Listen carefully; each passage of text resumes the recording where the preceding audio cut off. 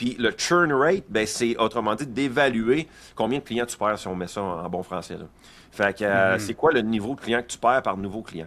Sur une base de X temps, 3 mois, 6 mois, 12 mois, peu importe. Ça, c'est une valeur que moi, j'évalue beaucoup. Puis, une des choses que j'évalue, c'est justement mes clients, la moyenne de mes clients, il reste combien de temps?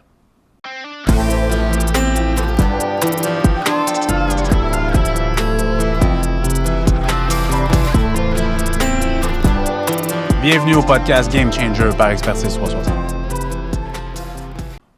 OK. Nous sommes aujourd'hui avec Stéphane Aubé. Comment ça va? Ça va bien. Et toi, Alex? Yes, ça roule. Merci beaucoup. Bienvenue à tout le monde pour un autre épisode du podcast Game Changer par Expertise 360. Aujourd'hui, on parle de rétention client, on parle de data, on parle de comment garder vos clients en tant que coach pour stabiliser votre entreprise et votre business de coach sur le long terme. Avant de commencer, un petit rappel à faire. Si vous nous écoutez sur YouTube, s'il vous plaît, clique sur le bouton en bas, abonne-toi à la chaîne et active les notifications. Ça nous aide vraiment et ça va aussi t'aider pour voir nos prochains épisodes à venir. Si tu es sur Spotify en ce moment et tu nous écoutes, notre voix merveilleuse radiophonique, merci et abonne-toi également à la chaîne pour être sûr de rien manquer. On va mettre des épisodes de façon très régulière dans les prochains mois, prochaines années. Donc, ça nous aide tout le temps de savoir que vous êtes à l'autre bout et que vous nous écoutez, que vous appréciez le contenu. Donc, Steph, aujourd'hui, Yes. rétention client, c'est tellement sous-estimé, je pense, chez plusieurs coachs, mais vraiment essentiel pour bâtir une entreprise de coaching à long terme. Pour mettre la table un petit peu sur le sujet de la rétention client, je te pitch direct une question. Pourquoi un coach devrait mesurer son data, donc ses données d'appels, de clients, pas juste au niveau du chiffre de vente, parce que on voit ça beaucoup, les médias sociaux, c'est « Ah, j'ai vendu pourtant ce mois-ci ». Oui, c'est important, évidemment, c'est important, mais il y a beaucoup plus de data, t'sais. Fait que toi, personnellement, comme coach, quelle data tu mesures sur une base régulière et pourquoi, selon toi, c'est hyper important pour les coachs de conserver ça et de mesurer ça? Ben, comme tu l'as mentionné, oui, le data des nouveaux clients, des leads, tout le système d'acquisition client est super important. On n'enlève rien à ça, mais le point de la discussion, c'est que tu nommes un point que beaucoup de coachs ne pensent pas, c'est ce qu'on appelle le churn rate. Puis c'est combien de clients tu perds. Puis souvent, les coachs ne s'attardent pas à ça parce que, tu sais, c'est comme, on est toujours dans le focus dans « Ah, il faut que j'aille des nouveaux clients ». On voit ça comme des nouveaux revenus. Mais je sais pas si tu le sais, mais tes revenus actuels, c'est les clients que tu as aussi, tu sais. Puis ces revenus-là sont déjà acquis, sont déjà gagnés, sont déjà convaincus si tu fais ta job. C'est de l'argent facile à conserver. C'est de l'argent facile à conserver, c'est de la réputation facile à créer. C'est des références, du référencement qui est facile aussi à obtenir. Fait que tu as beaucoup de valeur business dans un client que tu as déjà. Puis le churn rate, ben, c'est autrement dit d'évaluer combien de clients tu perds si on met ça en bon français, là. Fait que c'est quoi le niveau de client que tu perds par nouveau client? Sur une base de X temps, 3 mois, 6 mois, 12 mois, peu importe.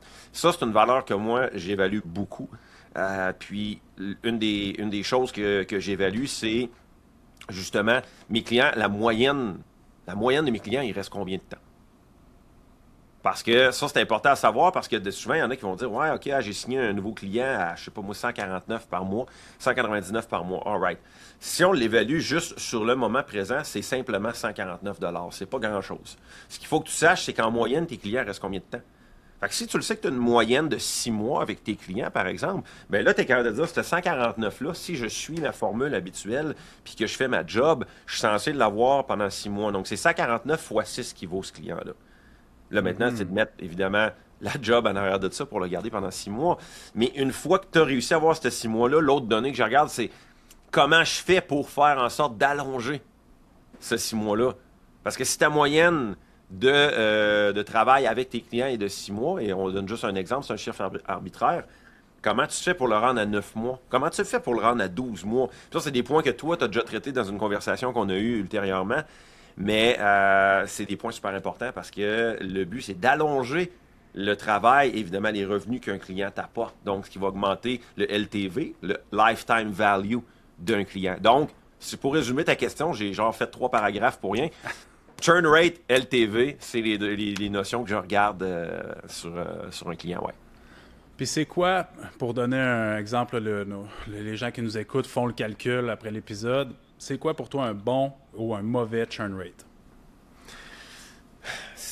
Évidemment, ça va dépendre de chaque coach de quelle manière il travaille. Je vais donner un exemple. C'est un coach qui travaille, je sais pas moi, un coach de compétition, mettons, qui va vraiment travailler avec des athlètes de compétition, qui prend vraiment autour de leur période de contest ou d'un événement en particulier ou quoi que ce soit, ça se peut qu'il y ait un churn rate plus élevé parce que souvent les gens vont être là uniquement pour la période de compétition.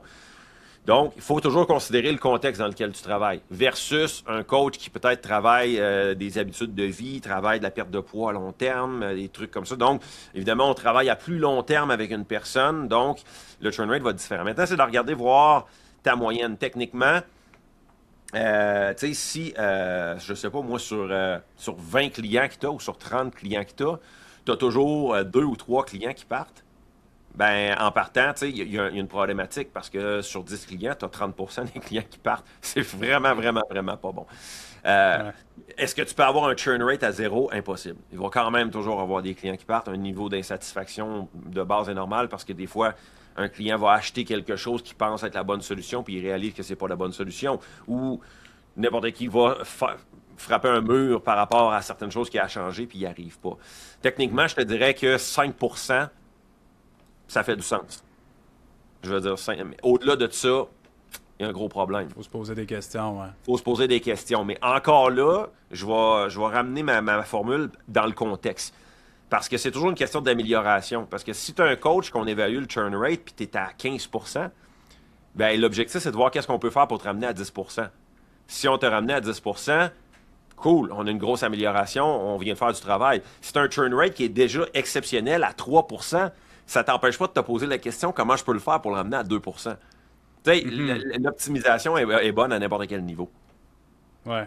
Puis tu sais, comme tu dis, ça dépend aussi du contexte. Je pense que dans mon cas, à l'époque, quand j'entraînais plus les joueurs de hockey, ben tu sais, à ce point-là, tu sais, on les avait 12 semaines. Fait que là, Ouais. tu sais, dans un contexte comme ça, est-ce que tu l'appliques, le churn rate? Parce que dans le fond, le camp d'entraînement commence au mois d'août. C'est sûr à 100% que tu le perds. Mais à ce moment-là, est-ce que tu l'appliques d'année en année? C'est-à-dire que tu évalues le contexte. Dans ton cas, toi, le churn rate, tu considères que l'été prochain, tu as ton joueur. S'il n'est pas là, ouf, là, c'est là qu'il y a un problème. Fait que ton churn rate, tu vas l'évaluer sur un plus long terme. Est-ce que je réussis à renouveler ce client-là d'année en année? T'sais, parce que c'est clairement pas un athlète, un joueur de hockey, il ne cancellera pas en plein milieu du camp. Non, c'est ça. Il va finir la job. Par contre, est-ce qu'il va revenir? S'il ne revient pas, pourquoi? Fait que c'est là que tu évalues ton churn rate, à savoir est-ce que je réussis à conserver d'année en année mes joueurs. Ça, c'est une manière. Puis ça, en même temps, tu évalues ton LTV avec aussi. Parce que si tu le conserves d'année en année, OK, il me rapporte combien sur 3 étés? Il me rapporte combien? C'est ça. Faut que tu adaptes le métrique en fonction de ta réalité aussi. Absolument, absolument. Si tu es en préparation physique, mettons avec des sportifs, que c'est saisonnier la préparation physique, ben, au versus un client que c'est mensuel puis c'est un suivi sans nécessairement durée de fin et tout ça. Oui, absolument. T'sais. Puis je pense que quand on évalue un churn rate, justement, c'est la plupart des coachs, puis que souvent, c'est les discussions que je vais avoir, ils évaluent le churn rate, comment le client a cancellé pour telle raison. T'sais. La raison que le client donne lors de la cancellation est rarement la bonne raison. T'sais. Puis ça, c'est un autre point qu'on va devoir toucher aujourd'hui parce que c'est ce qui fait la différence. C'est un client, c'est rare. Je te dis pas que c'est impossible qu'il y ait une seule raison, mais la plupart du temps, c'est une accumulation de plusieurs raisons. C'est parce que c'est ce qui s'est passé dans le coaching, c'est pas au moment de l'annulation. T'sais. Ouais. Puis comme tu dis, tu sais, rares sont les clients qui vont être vraiment transparents avec le coach et tout ça. Fait que, puis il y a des fois des signes avant-coureurs qu'il faut, comme des signaux d'alarme, là, puis que je pense qu'on va traiter un petit peu plus tard de dire, OK, red flag, là, fais quelque chose avec ton client. Évidemment, on va mettre de côté, il y a des fois où la vie fait que, à un moment donné, le client il faut qu'il cancelle ou ça n'a rien à voir avec votre service. Ça, on peut mettre ça de côté. Mais si tous les clients cancellent puis il y a toujours une raison, sais, que c'est jamais de votre faute ou que c'est jamais, tu sais, ça peut pas être jamais de votre faute. Dans le sens qu'il y a tout le temps quelque chose à améliorer, tu sais, puis il y a une raison pourquoi que que les clients partent, puis il faut savoir c'est quoi pour pouvoir l'adresser puis se corriger par la suite, là. Absolument. Oh, ouais, c'est super important. Puis il y a des signaux qu'on peut déjà comme être alerte de, puis déjà comme mettre des systèmes en place. Tu sais, je veux dire, juste en partant, la baisse de fréquence d'un client, c'est un signal. Que tu sois en salle de gym, par exemple, c'est un client qui vient plus, qui venait 3 fois par semaine, puis que tout d'un coup, il vient 2 fois par semaine. Le moment donné, il vient à 1. Puis ça, c'est une vraie règle qui existe, la règle du 3-2-2-1-0. C'est une règle même que les gyms peuvent appliquer. Tu regardes la fréquence d'un client, il vient 3 fois par semaine, à un moment donné, c'est 2 fois, à un moment donné, c'est 2 fois, à un moment donné, c'est 1 fois, puis à un moment donné, whoop, tu le vois plus. Puis, dans un gym, il va continuer à payer. Il ne cancellera pas son abonnement, sauf que tu n'auras pas de renouvellement. Ouais, c'est ça. Chez un coach en ligne, par exemple, ou un coach qui entraîne, tu vas voir un client qui vient, il est super adhérent, puis là, tout d'un coup, whoop, il cancelle une séance. Je peux pas venir cette semaine à jeudi. Là, à un moment donné, whoop, il en cancelle un autre. Puis c'est le même principe, la règle du 3-2-2-1-0. À un moment donné, whoop, là, il y a des cancellations. Sur le moment donné, hey, ça fait 3 semaines qu'on s'est pas vu. Dis-toi pas que c'est juste le fruit du hasard. C'est qu'il y a un désengagement par rapport à ça. Puis ça, c'est une cancellation, c'est une annulation à venir. Il faut que tu le voies venir. C'est ça, exactement. Puis tu sais, on a fait un épisode avec Michael Chagnon il n'y a pas si longtemps qui parlait de l'expérience client puis qui est directement relié avec la rétention client. Ceux qui ne l'ont pas écouté, je vous invite à aller l'écouter, mais c'était tellement intéressant. Puis de dire que dans la séance d'entraînement, ben, ce genre de signaux d'alarme-là, tu vois, c'est d'être à l'écoute du client, puis tu sais, d'être vraiment à l'écoute. Dans le sens que pas juste ouais, puis que tu penses à ce que tu vas faire à soir, puis en fin de semaine, mais d'être vraiment à l'écoute, puis de dire que quand tu es dans les pauses, dans ton entraînement avec ton client, je le dis souvent, mais c'est comme le moment le plus important de ta séance d'entraînement. C'est pas le temps d'être sur ton téléphone, puis comme le client est assis sur le leg extension, il t'a une pause de 1 minute ou 2 minutes, jase avec lui ou avec elle, informe-toi, prends le temps. Prendre le temps. Les gens, juste que tu prennes le temps d'écouter, parce que la réalité, c'est que le client, c'est peut-être une des seules fois dans sa journée que quelqu'un va vraiment prendre le temps de l'écouter parce que dans le travail qu'il fait, il parle à personne ou peu importe. Fait que tu sais pas à quel point c'est important tous les moments qu'il va passer avec toi. Et il y a des signaux d'alarme qui vont peut-être sortir. T'sais, un petit peu comme tu viens de dire, Steph. Fait que, des signaux d'alarme de désengagement, de perte de motivation, puis là c'est tous des signaux qui font comme, OK, ça, c'est comme une cancellation en attente. Là, carrément. Puis je pense que, comme tu l'as dit, la présence, la conversation avec les clients, mais pas juste parler pour parler, c'est d'écouter vraiment ce qu'il te dit, lire entre les lignes. Autrement dit, le client va jamais te dire je pense partir. C'est comme. Non. C'est pas ça qu'il va te dire. Mais il va peut-être te dire je trouve que je manque de motivation ce temps-ci, ou j'ai l'impression que je progresse pas, ou il va t'amener des trucs que tu peux faire. OK, puis creuse la question au lieu de juste dire ouais, mais tu fais pas ce qu'il y a à faire. Non, creuse la question, tu sais. Fait que, fait que des fois, tu sais, ou ce que je vais voir des fois, c'est tu sais, quand un client te demande s'il peut prendre une pause du coaching, c'est rarement une pause qu'il veut, il fait juste tester la sortie. Fait que ça aussi, il faut être alerte. C'est OK, pourquoi tu veux prendre une pause? C'est quoi réellement qui t'amène à vouloir prendre cette pause-là? Puis de devenir désengagé tout de suite, tu sais. Fait que c'est vraiment ça. Puis je pense que d'avoir, en tant que coach, un système de mesure, c'est hyper important. Parce que beaucoup de coachs, je me rends compte, qui coachent à l'instinct. On a tout un instinct de coach qui est super, il faut s'en servir. Mais d'avoir un système de métriques pour ramener le client dans un élément de concret. Parce que sinon, ça reste souvent très abstrait. T'sais, le fait de progresser, d'avoir des résultats, puis tout. Puis souvent, les gens ne le voient pas dans leur quotidien. Mais tu vois, si c'est un système de mesure bien concret qui est capable de montrer au client autre chose que juste, par exemple, le poids, sa balance. T'sais. Si tu entraînes un athlète de sport, all right, c'est quoi qu'il veut savoir? Il veut savoir comme sa performance, ses mouvements, son sprint, son whatever. Tes systèmes de métriques doivent être clairs, mais pas juste dire tu t'es amélioré sur ton sprint. All right, hey, on est parti de ça, t'es rendu là. Voici la moyenne par semaine que tu as amélioré. Si tu as un client qui est en perte de poids, par exemple, ben OK, le poids est une chose, mais on sait tous que le poids va pas dire tout. Fait que là, trouve d'autres metrics que le client peut voir en pleine face, faire il se passe réellement quelque chose. Fait que quand le client te dit je manque de motivation, all right, tu manques de motivation sur quoi? Tu sais, ben, j'ai l'impression que j'avance pas ou j'ai l'impression, all right, on va regarder, check qu'est-ce que tu as fait depuis le début, check ta moyenne de ça, check ça, c'est ça que tu as fait. Tu es rendu là, tu étais là, tu es rendu là. Faut que tu sois capable de donner rapidement des infos à ton client sur comment ça se passe réellement pour justement qu'il voit qu'il se passe de quoi, mais que toi, tu sais où tu t'en vas aussi. Parce que c'est très facile de tomber en pilote automatique avec un client. Mais C'est un puis, piège. ben oui, c'est un piège. Puis après ça, tu sais, c'est là où des fois la rétention peut devenir, qui peut être grandement affectée. Parce que si tu te projettes pas dans le futur avec ton client, puis, tu sais, t'as pas. Il faut planifier des objectifs qui sont des quick wins, si on veut, dans le sens Ouais. où, tu sais, dans le métier dans lequel on évolue, dans le fitness, c'est pas un résultat instantané. Tu peux Ouais. pas juste payer, puis tu as comme une récompense directement, comme quand tu vas, exemple, au restaurant ou tu t'achètes un nouvel outil technologique, whatever, tu sais. Nous, les gens payent, mais la récompense, elle vient vraiment plus tard, souvent. Donc, en mettant des objectifs à court terme qui vont dans la direction du plus gros objectif à long terme, ben, un peu comme tu viens de dire, d'avoir des mesurables, ben, tu sais, faut que le client, faut que ça soit concret pour lui, pour elle, pour dire, OK, parfait, ce mois-ci, on atteint ça. Parfait, ce mois-ci, on atteint ça. Et de faire une rétrospective, exemple, 3, 4, 6 mois plus tard. En fait, c'est de prévenir cette réflexion-là, de dire, me semble que j'avance pas. Me semble Ouais, que je stagne. carrément. Me semble que.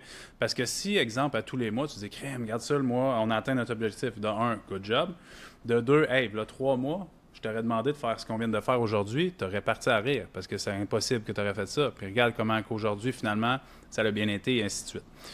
Et là où je parle pour, tu sais, de se projeter dans le futur avec ton client, ben dans les pauses, comme je parlais tout à l'heure, des fois, les clients, on jase de la vie, puis de tout et de rien, il y a un objectif à un moment donné qui va ressortir, mais là, c'est à vous de les prendre au vol. Exemple, j'ai voulu aller faire du hiking en fin de semaine, c'était vraiment tough, j'ai pas été capable de monter la montagne au complet. Ding, ding, ding, Ouais. ding, ding, tu viens de trouver un objectif. Ouais, Mes, absolument. mes petits-enfants sont venus en fin de semaine. Hey, je n'étais même pas capable de m'asseoir à terre pour jouer avec eux autres. Ding, ding, ding, ding, ding, ding. Un objectif qui vient de sortir. Et En plein. c'est de la motivation intrinsèque pour la personne qui te parle. Parce que ça, c'est les fameux pain points qu'on a parlé souvent sur les médias sociaux, les points de douleur, qui font que le client va vraiment se prendre en main et va être impliqué autant émotivement que personnellement dans sa progression vers l'entraînement. Puis ça, de se projeter dans le futur comme ça, de dire, écoute, Ginette, la dernière fois, tu m'as dit que c'était difficile, la montée de montagne. Qu'est-ce que tu en penses si on se donne 2 mois pour que la même montagne, tu montes jusqu'en haut? Ouais. Puis là, on va baser notre entraînement. Ça donne un objectif au client. Ça te donne un objectif en tant que coach pour dire, bon, ben, je planifie pour ça. Au lieu de dire la santé, c'est important la santé, comprenez-moi bien, mais c'est tellement vague C'est vague, exact. que Netflix va toujours gagner contre la santé. C'est comme, à soir, j'écoute-tu Netflix ou je vais en prendre soin de ma santé? J'écoute ma santé. C'est ça. Mais c'est un sûr point que- important que tu dis parce que moi, ce que j'aime, c'est que ce que tu amènes comme point, c'est que c'est un objectif qui a une signification pour le client. Puis ça, c'est Exactement. un point que si tu es un coach à l'écoute en ce moment, il faut que tu retiennes. Le client t'amène des objectifs qui sont significatifs pour lui. Augmenter son back squat, augmenter son bench press, ça ne veut rien dire pour la plupart du monde. Pour un athlète, oui, mais pour la plupart du monde, ça veut rien dire. Fait que quand la cliente t'appelle, dise j'ai monté une montagne, c'était tough, puis toi tu arrives avec l'objectif de monter une montagne puis ça devienne facile, les éléments que tu fais dans le gym avec sont conçus pour ça. Donc, quand elle va travailler fort sur son treadmill, sur son back squat ou n'importe quel... Elle va faire du rameur puis elle aille ça, mais ça devient quelque chose qui amène au fait de faire du hiking de manière plus facilement. Fait que ton point est vraiment super valide parce que c'est de donner un objectif concret, mais qui a une signification pour la personne. C'est ça. C'est Puis juste si pendant ça a la une- discussion que tu peux le capter. Exactement. Puis tu sais, la signification pour la personne, c'est là où, si elle a l'hésitation un soir de venir au gym ou non, ou de s'entraîner chez eux, là, c'est pas juste le gym, comprenez-moi bien, là, ou d'aller faire sa marche après le souper, ou de marcher ses 10 000 pas à chaque jour, si elle hésite, ah, il me semble que hey, il fait pas beau aujourd'hui, je pourrais pas y aller. Peu importe. Tu sais, comme n'importe quelle excuse, quand ta motivation n'est pas vraiment Ah intrinsèque, ouais. fondamentale, tu sais, toutes les excuses sont bonnes tu sais, pour ne pas faire cette activité physique-là, parce qu'on le sait, ça sort de la zone de confort, l'activité physique, puis bouger. Puis c'est pas inné chez tout le monde, tu sais, de bouger. Ouais. Donc, de trouver un objectif comme ça que la personne peut vraiment mesurer, c'est excessivement essentiel pour un coach, je crois. Là. Absolument. Absolument. Il y a un point aussi important que je voulais amener par rapport, justement, lorsque tu parlais tantôt du churn rate, tu sais. Puis, il y a, il y a deux notions importantes lorsqu'on perd un client. Parce qu'il y en a beaucoup qui vont dire, quand j'ai des discussions avec les coachs, comment j'ai perdu ce client-là, mais il était satisfait pourtant parce que je faisais mes sondages, puis il avait l'air satisfait, puis tout le kit, puis il est quand même parti. Puis c'est important de comprendre la notion entre satisfaction puis loyauté. Il y a deux choses complètement différentes par rapport à ça. Puis il y a une statistique intéressante que j'ai trouvée dans l'industrie de l'automobile, puis check bien ça, OK? Dans l'industrie de l'automobile, tu as 85 à 95% des clients qui se disent satisfaits de leur automobile, de la marque de leur automobile, mais tu as seulement 30 à 40% qui rachètent la même marque. Donc, ce qui veut dire que la satisfaction, c'est même pas un gage de retour du client. Donc, le fait que tu envoies ton sondage client, puis qu'il te répond, il te coche 10-10 partout, puis qu'il te dise satisfait, c'est pas tellement un gage de client à long terme. Il est satisfait de ce qu'il y a en ce moment, mais ça veut pas dire que le client va être loyal avec toi. C'est-à-dire que whatever happen autour, il va revenir avec toi. Tu sais? Puis je pense qu'il y a une différence entre satisfaction et attachement au coach, autrement dit. Puis ça, c'est vraiment... Puis ça revient encore à ce que tu dis souvent dans les pauses, les discussions que tu as avec. Tu sais, de donner le service, c'est une chose, mais de se rappeler de la blessure d'il y a 6 mois, de faire comme, hey, tu sais, tu t'étais blessé il y a 6 mois, t'es-tu sûr que t'es prêt à faire ça, whatever? Si t'es coach en ligne, d'avoir un système qui te permet de ramener sur le tapis des choses, de considérer l'identité de la personne, différentes difficultés ou vulnérabilités qu'elle a, tu sais, d'être capable d'avoir une vraie image de la personne, puis que la personne se dise, OK, ce coach-là me connaît vraiment, tu sais. Il est vraiment investi dans le coaching. Puis, ben, ça c'est des points de différence énormes. Fait que tu peux faire ta job puis dire, ouais, OK, la personne a eu des résultats. Oui, ça s'est bien passé. Mais ce qui va faire vraiment diminuer ton churn rate, ce qui va faire vraiment augmenter ton LTV puis d'avoir un client à vie qui va toujours venir te voir, toi, whatever happen autour, qu'un coach lui propose 30% de moins, whatever, ça va être le fait que c'est toi qui es en arrière du coaching. Ça va être le fait qu'il se dit, moi, je suis reconnu dans ce coaching-là, tu sais. Au lieu de juste dire, OK, le gars m'envoie mon programme, le gars m'envoie ma diète, le gars fait ci, il fait ça, mais la satisfaction, ce n'est pas un gage de retour. C'est vraiment la loyauté, puis le fait que, OK, genre, cette personne-là me considère vraiment, tu sais. Vraiment. Puis, il y a une citation, ça me fait penser ce que tu dis, une citation que je pensais jamais citer Greg Glassman dans un de mes podcasts parce que, bon, ça va plus ou moins bien pour lui depuis quelques années. Mais bref, le fondateur de CrossFit, Greg Glassman, au début, il disait « Care, care, care, and the rest will follow ». Okay? Ouais. Donc, comme, si on veut le traduire comme ça, traduction libre, tu sais, prenez soin de votre client, puis le reste va suivre au final. Ouais. Fait que, à partir du moment où tu prends fondamentalement soin de ton client, le reste, c'est des technicalités. Et encore plus aujourd'hui, avec tout ce qui est AI et compagnie. Parce que vous battrez jamais AI au niveau de la connaissance, puis tout Ouais. ça, et comme ça... Mais vous allez le battre, puis jamais il va vous égaler au niveau du suivi, au niveau de prendre soin puis d'être à l'écoute de votre client. T'sais. Ouais. Fait qu'il va amener vers une meilleure rétention à long terme, à mon avis, qui va, tu sais, que là, le client va devenir loyal envers toi, puis ça va être toi, peu importe ce qui va se passer, exactement ce que tu viens de dire, parce qu'il sait que tu prends soin de lui au maximum. Fait que ça, c'est tellement important. S'il y avait, Steph, des signaux, ça, on peut dresser 5 signaux d'alarme selon toi qu'on doit être alerte, qui veut dire des clochettes, des red flags comme on mentionnait tantôt, que si vous avez déjà entendu ça chez un de vos clients ou récemment, ben adressez ça, puis c'est des signaux qui font que c'est une cancellation à venir. Si tu en avais 5 à adresser en ce moment, ce serait lesquels? Comme j'ai mentionné, la baisse de fréquence. Ça en est un. Ça, c'est un signal très, très fort. Donc, du moment, peu importe que tu sois dans une salle de gym, que tu sois en ligne, coach en présentiel, si tu sens qu'un client diminue sa fréquence, c'est déjà un signal. C'est un signal de désengagement. Au moment où il cancelle sa première séance, ça ne veut pas dire qu'il pense déjà à canceller. Mais comme on l'a mentionné, c'est une accumulation de choses. Donc, tu te désengages tranquillement, puis à un moment donné, j'ai plus besoin de ça finalement, ou j'en ai pas besoin de ça.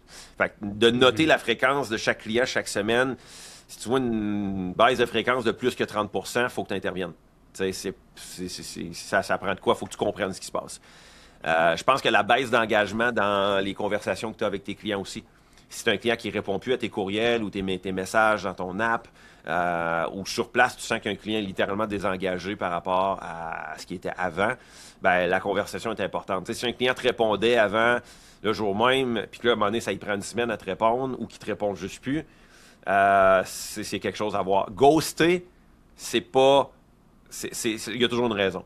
Soit qu'il y a de la honte en arrière de ça, il y a quelqu'un qui n'a pas fait ce qu'il avait à faire, il veut pas te le dire, mais peu importe le cas, même si tu dis « Ouais, mais c'est pas de ma faute s'il fait pas ce que j'ai à faire », il t'a engagé comme coach. C'est à toi. Il t'a engagé justement parce qu'il a fucking besoin d'aide, tu sais. Fait que probablement qu'il a besoin que quelqu'un vienne le chercher. C'est la job d'un coach, pas juste de donner un fucking plan, là. Il faut arrêter ça en 2026. Là. Un programme d'entraînement, ça se trouve n'importe où. On le dit je sais pas combien de fois. Fait arrêtez de baser votre coaching sur le fait que vous êtes capable de faire un plan d'entraînement. Tout le monde est capable d'en faire à cette heure. Fait ce que tu dois, c'est être capable d'aller chercher le client quand il est dans un trou, autrement dit. Fait que la baisse d'engagement est un signal. La diminution de l'effort, comme ça en est un autre aussi, tu sens que quelqu'un ne se donne plus par rapport à un... Tu sais, quand il y a un changement drastique par rapport à l'investissement, c'est un signal fort. Un signal, je pense que ça, tout le monde va le voir, mais la flexibilité sur les paiements. C'est un client qui te demande, hey, là, tu sais, là, tout d'un coup, c'est comme, là, il demande, tu sais, ça peut arriver, un mois, ça peut arriver.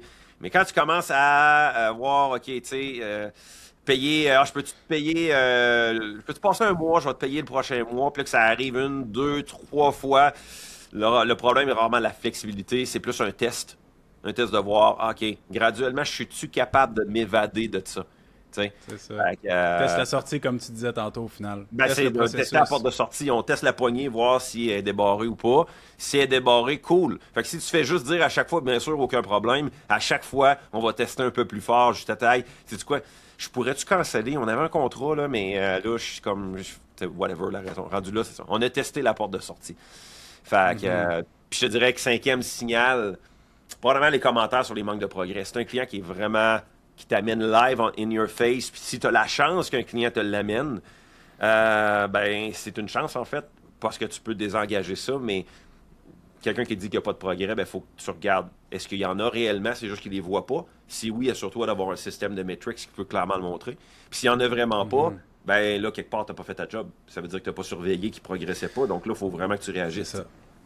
C'est ça, exactement. Fait que, tu sais, oui, dans notre industrie, il y a une chose qu'on ne peut pas s'entraîner à la place du client ou manger à la place du client, mais tu peux mesurer, par exemple, puis tu peux voir que toi, si tu maîtrises bien tes metrics, comme tu dis, puis ton data, tu peux le voir que là, il n'y a pas grand-chose qui se passe finalement en termes de progression. Fait que, tu sais, c'est de poser des questions au final. C'est de poser des questions et de garder la discussion avec le client. Ça se prévient parce que si ton client n'a pas de résultat parce qu'il ne fait pas ce qu'il a à faire, tu as raison, c'est sa job. Sauf que s'il ne fait pas ce qu'il a à faire, tu es censé savoir qu'il ne fait pas ce qu'il a à faire. Si tu l'apprends, tu l'échappes quelque part. Donc, si tu le sais qu'il ne fait pas ce qu'il a à faire, toi, il faut que tu préviennes. Comme, tu sais, peu importe son nom, mais Ginette, là, je remarque que ça fait 2-3 semaines que il manque ci, ça.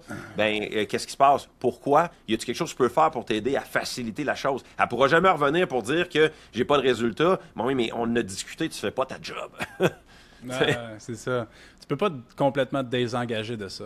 Au final, les clients payent pour un service professionnel, puis ton travail à toi, c'est, comme tu as dit, de prévenir ça, puis de... En fait, tu es là pour ça. Tu es juste là pour ça. Comme au final, tu es là pour garder la personne sur la track, puis garder sa motivation, adapter ton contenu d'entraînement, puis tout ça, tu sais. Mais c'est ça, le 90% de ton travail. Oui, le 10% restant, c'est de faire ton programme, faire ton plan nutritionnel. Mais à part de ça, la grande majorité de ton travail, c'est de garder le client on track, puis que qui est toujours sur la bonne direction, puis motivé vers son objectif au final. Ouais. Ah, absolument. Puis je pense que ça, ce qui est important pour les coachs, c'est justement ce qui peut éviter ça, c'est d'avoir un système de check-in qui est bien construit, tu sais. Tu sais, d'avoir au moins un touch point à toutes les semaines avec tes clients, tu sais, puis d'avoir justement dans ton check-in des notions qui sont répétitives, oui, pour voir où ton client va, mais que ces notions-là soient réellement analysées, tu sais. Quand ton client, quand ton client là, il te fait un check-in, puis tout ce que tu fais, c'est un good job, continue. OK, tu sais, t'as-tu pris le temps d'analyser? Si vraiment t'envoies 1 à 2 communications personnalisées par semaine à tes clients, je te le dis, tu es dans le top 5 des coachs en termes de communication. La barre est basse.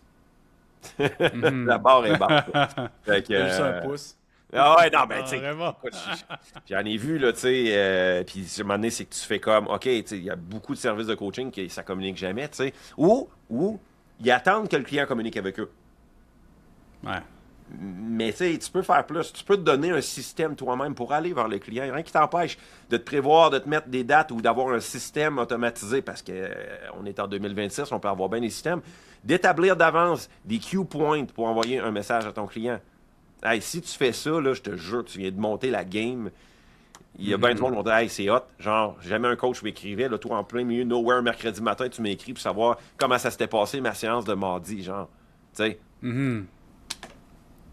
Puis ça, concrètement, pour les coachs qui n'ont rien en ce moment au niveau d'un système de check-ins, puis avec, exemple qu'on parle pour du online, du online coaching, quel format tu suggères? Quelle fréquence? Là, on parlait de peut-être 1 fois par semaine. Est-ce que, parce que c'est des questions qu'on a déjà eues dans le mentorship et tout ça, est-ce qu'il faut planifier un appel vidéo absolument chaque semaine avec les clients pendant 1 demi-heure pour jaser avec la personne? Est-ce que c'est juste un message? Parce qu'il y a une notion aussi que si le coach il veut scaler, comme à un moment donné, si tu as des appels vidéo toutes les semaines, il va y avoir une limite de temps. Ouais. C'est quoi pour toi le format idéal? Puis quel média utiliser ou quelle fréquence, tout ça? Quelqu'un qui en a rien en ce moment puis qui veut établir ça demain. Là. Ben, c'est sûr qu'à la base, comme on a mentionné au début, tout est une question de contexte. Avec quel type de clientèle tu travailles, ça va influencer beaucoup le type de communication. Mais à la base, je pense que dans tous les domaines, ont un check-in, une communication hebdomadaire. Donc, à toutes les semaines, c'est littéralement nécessaire parce que au-delà de ça, il peut se passer tellement de choses dans la tête du client que c'est facile d'échapper des notions. OK? À chaque semaine, ça permet juste d'avoir un cue point de qu'est-ce qui s'est passé dans la semaine du client. Fait que déjà en partant, d'avoir un système de check-in à toutes les semaines où tu analyses pas juste les stats physiques, mais ce qui s'est passé réellement.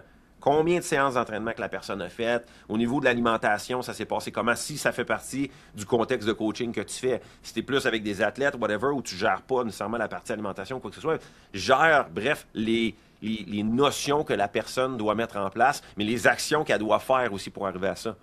Tu sais, je veux bien avoir quelqu'un qui travaille sa performance, mais si le gars s'en va veiller à tous les soirs puis qu'il se couche à 3 heures du matin, whatever ce que je fais, tu comprends? Fait que d'analyser tout ce qui peut mener à ça, puis de faire en sorte d'être plus qu'un coach qui gère ce qui se passe sur le programme d'entraînement, qui gère plus loin pour vraiment comme prendre le contexte complet du client. Donc, tu as le check-in quotidien, qui est pas quotidien, mais hebdomadaire, qui est super important.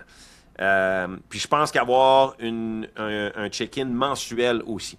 Donc, d'avoir un wrap-up du mois te permet de relancer vers un objectif pour le 2e mois. Ça va un peu avec ce qu'on disait, de connecter quelque chose pour aller en avant toujours. Relancer vers l'avant.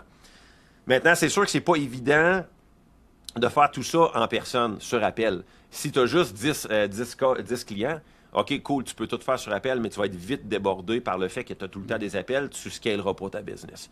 Fait que je pense qu'au niveau hebdomadaire, d'avoir un formulaire sur lequel le client remplit, formulaire qui est quand même quick shot, qui prend 2 minutes à remplir, puis que tu analyses et que tu peux renvoyer soit une vidéo Loom, un message vocal, une communication rapide à faire qui ne demande pas trop de temps, puis que tu peux faire quand tu as le temps, autrement dit. Donc, ça ne demande pas la présence absolue au moment présent. Fait que ça, c'est de best. Tu peux clairement clencher 10 à 15 vidéos Loom en 1 heure. Tu sais, c'est pas long. Là.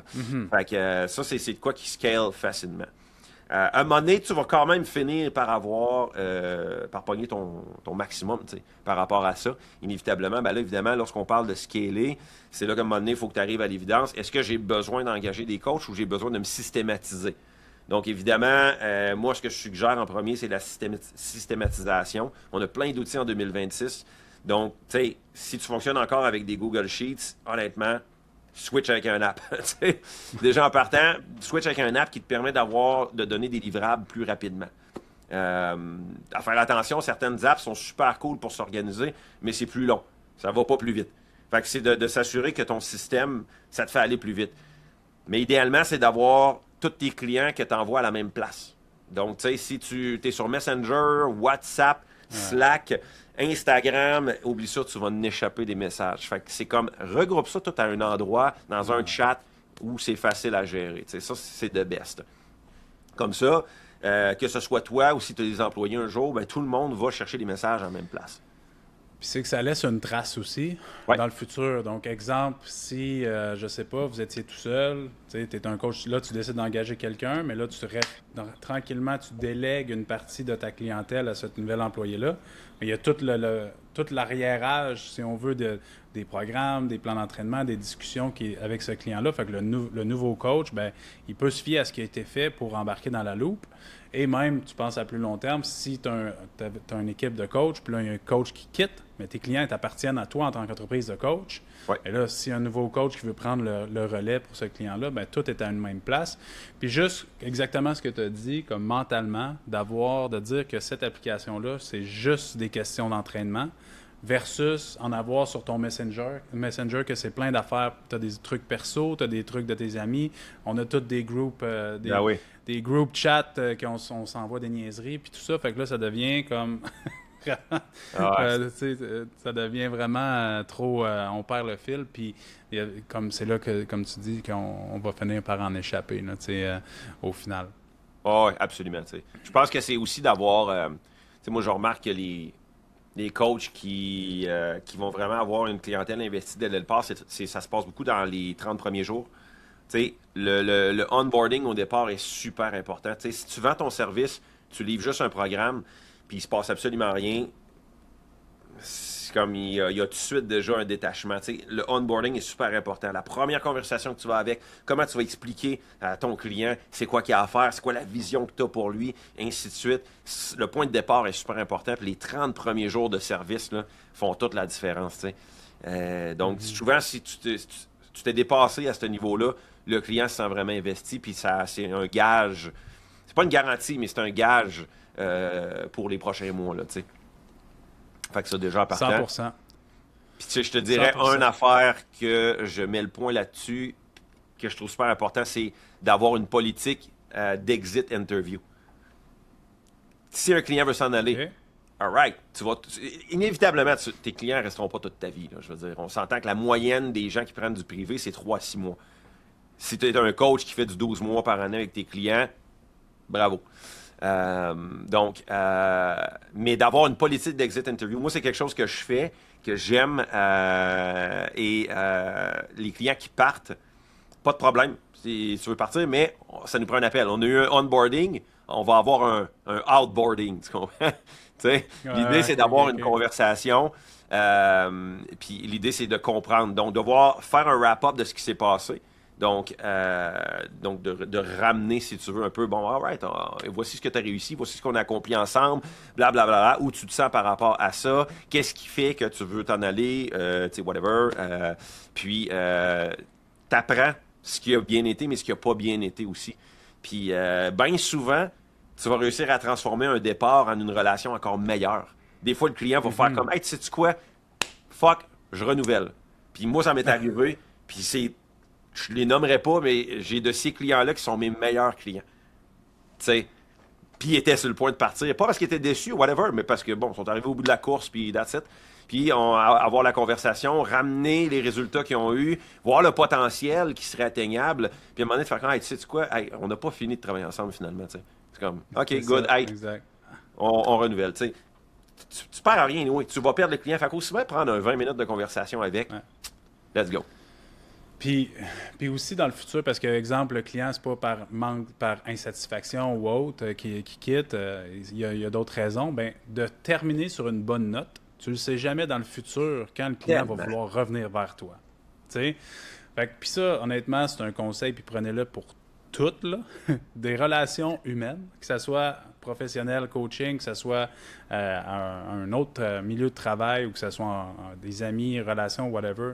Terminer sur une bonne note le plus possible parce que tu ne le sais jamais. Tu sais jamais quand ça va te revenir, bang, dans une couple d'années, de dire « Hey, j'ai vraiment bien fait de bien terminer ma relation avec cette personne-là parce que finalement, j'ai besoin d'elle. » Puis, fait que, tu sais, le client, si tu termines ça en disant « Ben, laisse faire puis va chez Yab », ben, c'est sûr que tu viens de te brûler à vie.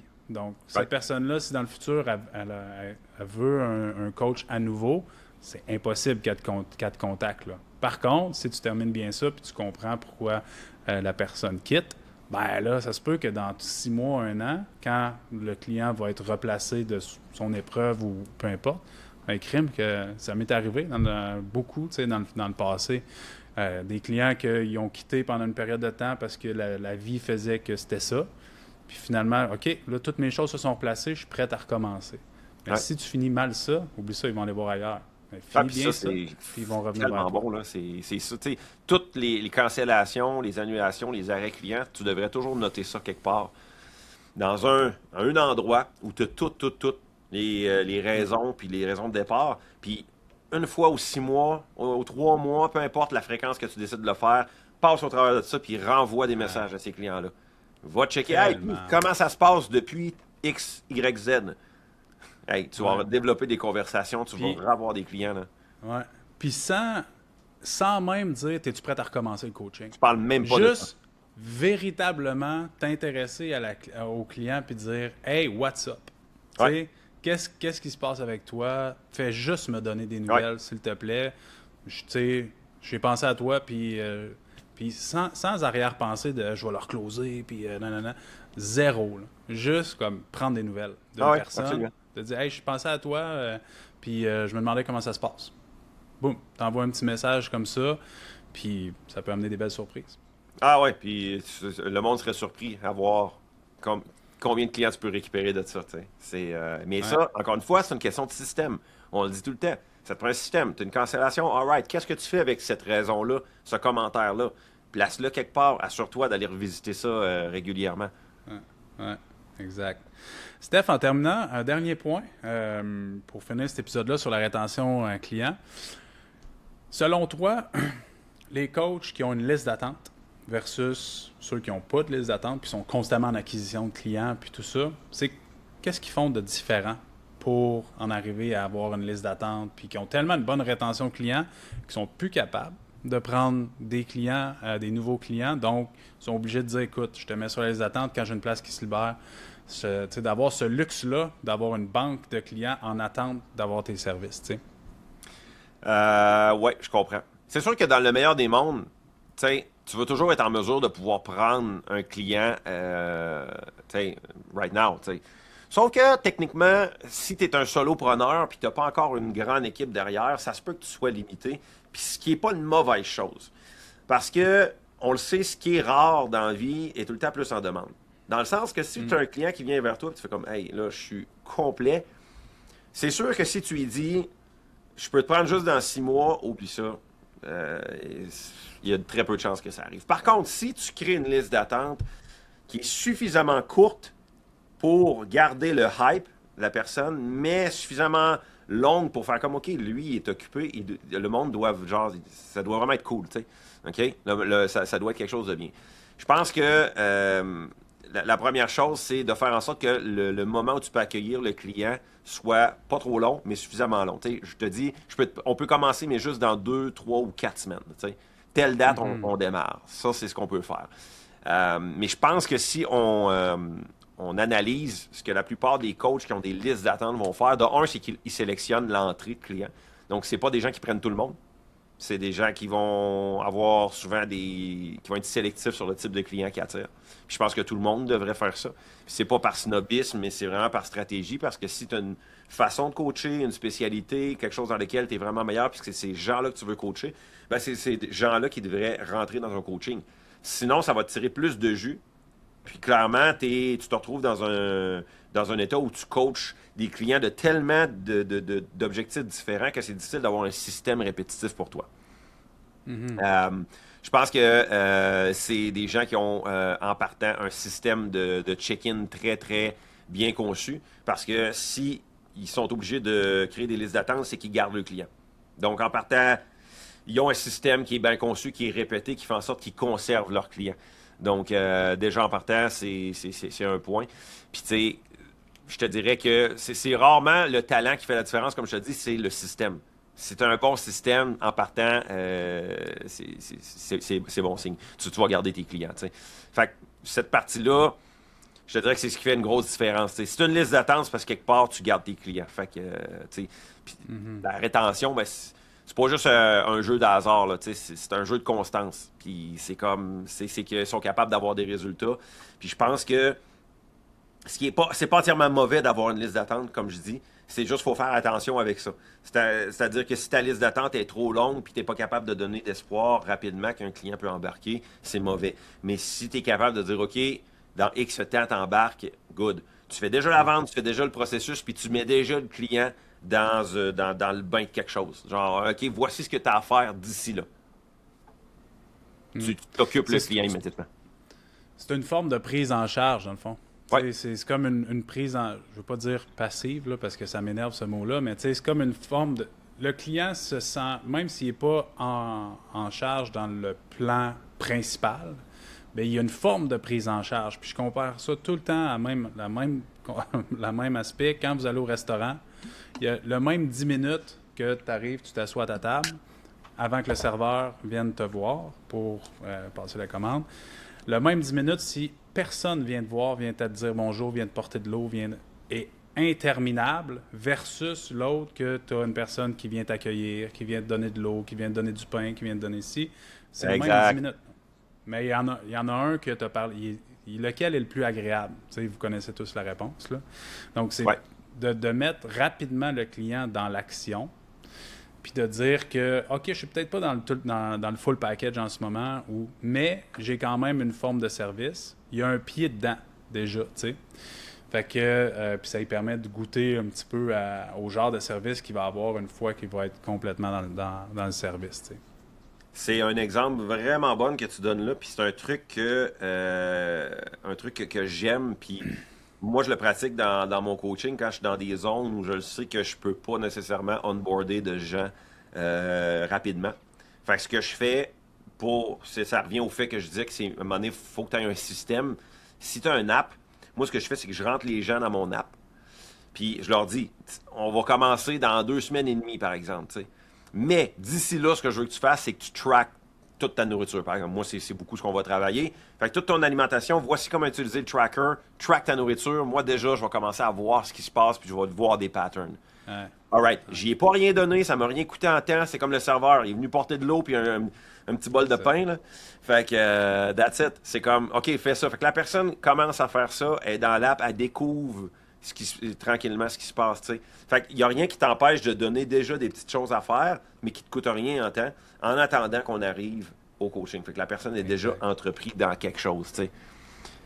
Exact. Je pense que pour les coachs qui le font, c'est payant. C'est d'avoir une communauté, puis d'amener ton client dans cette communauté-là. Parce que si tu as une communauté de développeurs, tu as la personne qui va rentrer, puis commencer déjà à voir ce qui se fait ailleurs, puis à vivre le hype de cette communauté-là. Donc, si c'est quelque chose que tu as dans ton coaching, ça peut avoir quelque chose de positif en attendant de démarrer. Il y a une grosse notion de social proof avec ça aussi, tu sais. Très bon point. Donc, tu embarques dans un processus avec un coach, dans une équipe, ou peu importe comment il l'appelle, le coach, mais tu vois qu'il y a déjà du monde impliqué, qui ont déjà eu des résultats, donc ça te réconforte le client dans sa décision d'avoir embarqué avec toi pour dire, OK, ça marche. Il y a du vrai monde qui ont testé ça, puis qui utilisent ça, puis ils ont des résultats. Puis, ça, c'est rassurant là, pour la personne qui vient d'investir, Ouais, qui a puis pris la décision d'embarquer avec toi. ouais, puis tu sais, souvent, ben, tu sais, la personne rentre dans la communauté, là, se met à parler à quelques personnes, va développer 2, 3, 4 contacts, puis ça fait en sorte que tu as comme, psychologiquement, c'est moins facile de partir. Ça vient créer un coût psychologique pour partir. Parce que c'est comme, ah, mais là, tu sais, eux autres sont cool, là, à chaque semaine, on se parle, puis là, on s'encourage. Là, si tu parles là, du training de la communauté, t'es pu. Fait que, il y a comme une espèce d'incitatif qui peut être un bon outil de rétention, en fait. 100%, 100%. Merci, Steph. J'espère que ça vous a donné quelques outils, quelques pistes pour augmenter votre rétention client. D'un, à savoir pourquoi c'est si important d'avoir une bonne rétention client. Donc, si on peut résumer en quelques mots, prenez soin de vos clients, puis ayez un système efficace. Donc, Ouais, ces deux mesure ta affaires-là, rétention. mesure ta rétention puis prends soin de ton monde, ça va bien aller. C'est sûr que ça va très, très, très bien aller. Donc puis c'est la clé, honnêtement, pour bâtir, selon moi, une entreprise de coaching sur le long terme, puis viable sur le long terme, puis sans être constamment en train d'essayer d'aller acquérir des nouveaux clients et tout ça. Donc, encore une fois, abonnez-vous à la chaîne Spotify ou YouTube, ça nous aide énormément. Donc, puis laissez un commentaire si vous êtes sur YouTube en ce moment, vous nous regardez, comment vous avez trouvé la présentation. Petite parenthèse, si vous voulez plus d'informations sur notre système de hybrid coaching, Steph et moi, on a un système de hybrid coaching qui combine coaching en personne, coaching en ligne. C'est quelque chose qui vous intéresse. Vous voulez vous lancer vous êtes en personne, vous voulez vous lancer dans le online coaching, vous ne savez pas trop comment. On va mettre le lien en bas dans la description du vidéo. Envoyez-nous un message, prenez rendez-vous, zéro obligation de rien. On fait juste discuter au final. Donc, on prend le temps avec vous. On évalue si le hybrid coaching pourrait être une bonne option pour toi, puis comment on l'implique dans ton quotidien, puis comment on adapte notre système à ton quotidien pour t'amener ailleurs dans le coaching. Merci beaucoup d'avoir écouté. Merci Steph d'avoir pris le temps. Puis on se dit à une prochaine fois pour un autre sujet business de coaching du podcast Game Changer. Yes, sir.